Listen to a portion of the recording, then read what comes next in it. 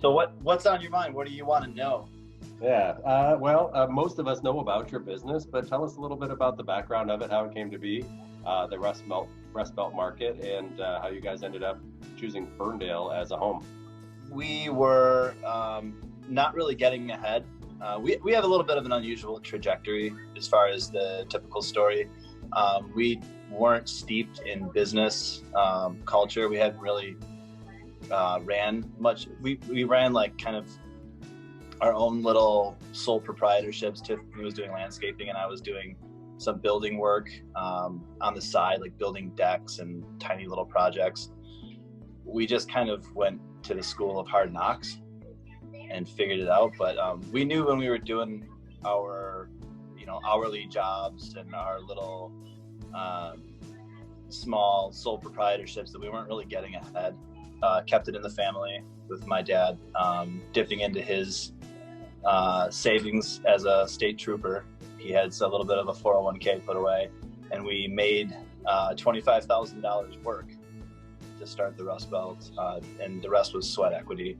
And my experience in the trades, we were able to save a bunch of money, like building the signs front and back, and because those things can get expensive. And Tiffany was working at Flip Salon, sweeping hair. She was not a stylist. She was getting coffee and sweeping hair. Sure. And probably my hair, actually. I used to go there. Yeah. So she was driving by that big empty space she had never seen the Old Navy in there. It was just an empty space. I think it was 4 years it sat vacant. She really dug the downtown, and Tiffany's the one that found the building, and she's like, "What about this?" And I said, no, that's way too much space. It's going to be way too expensive. It's in the middle of the downtown. Like, that's crazy.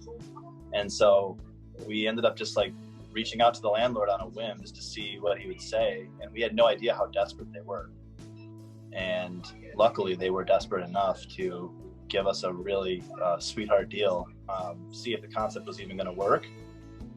And luckily it didn't really work. We were actually just kind of poor for the first 2 years. Welcome to being an entrepreneur, right? Yeah.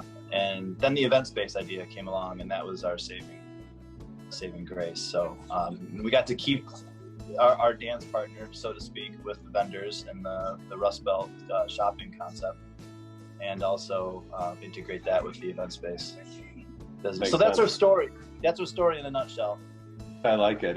What I admire about you guys the most is that you're entrepreneurs that are giving a shot for other entrepreneurs. Like that's the story in the story, right? Because you guys took on the liability and the risk and whatnot to open the Rustbelt, but it gave everybody else a low-cost venue to become an entrepreneur and perhaps the balls to jump out and do it, which they wouldn't have done otherwise, right? They wouldn't go and bite off their own lease space at a much higher rate on their own. So I think that's the best part of the story.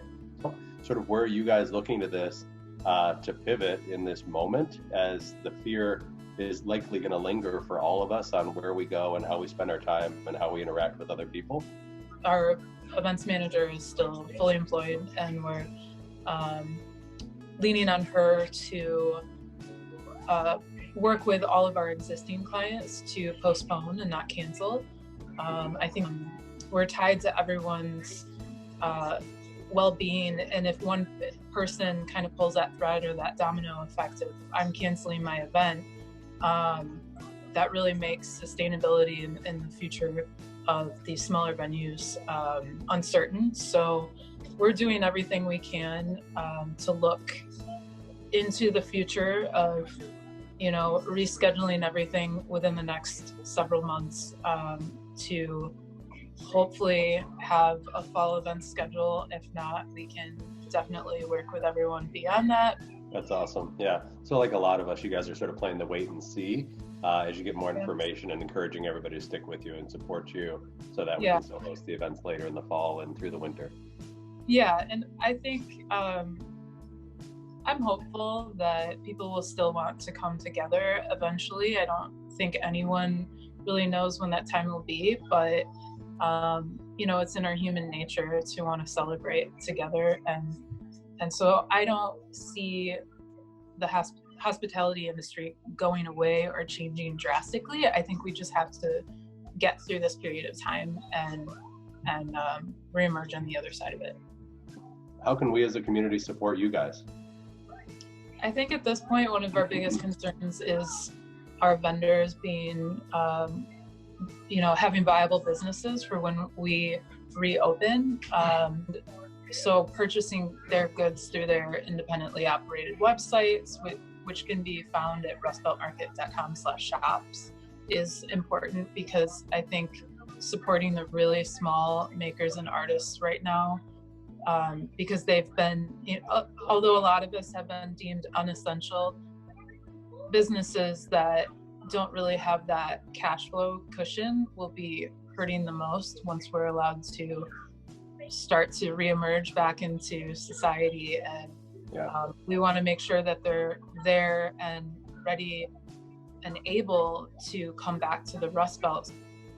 I do think that this time has definitely given a lot of our vendors who were holding off setting up their online shops that time to actually focus on it and eventually view that as supplementary and marketing and promotion for themselves, because that was something that, you don't want to put all of your eggs in one basket type of thing, and you don't want to solely rely on one place to sell your goods. So it's definitely helped some people diversify in that. And that's a great segue to see Best Builder.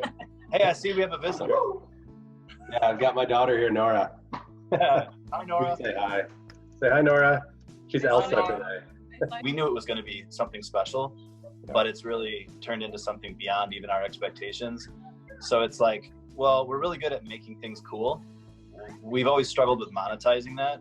And this is just one more example of, if this house is so special and it's so beautiful on the inside and interesting on the outside, let's use it as a showroom and, sell some work that way, and we can bring in another stream of revenue. I love your new home, which is exciting. Hopefully you guys are able to push through. I know you're waiting on materials and all of those things because of the shutdown, but I think there's a market for what you're building, or other homes like that have a certain perspective that you guys have that not everyone does. And I think that would be a gift to the industry from a real estate perspective. So, well, thank you. That means sure. a lot. That means a lot to me, because the interest, it's become a bit of a tourist destination, which is really strange. Yeah. And people are rerouting their dog walking routes and their baby walking routes, and the more the house goes viral, so to speak, more people taking photos of it, because it is unique looking, the more that's going to work to our advantage. And then I think the other showstopper is, once you step inside, there's so much going on that's interesting and unusual. In a good way, not unusual in a bad way, but like extras, a lot of accoutrements. I think that's really gonna be good for business.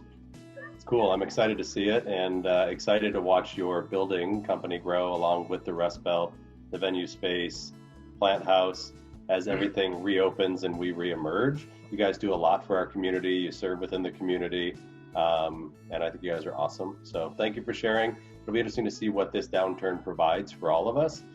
More new emerging partnerships, new ways of working, and new entrepreneurs entering within Ferndale too. So it's all a positive in my opinion. Thanks, cool. Jim. That means a lot. Yeah, we appreciate you. Have a great day. All right. Thanks for the opportunity.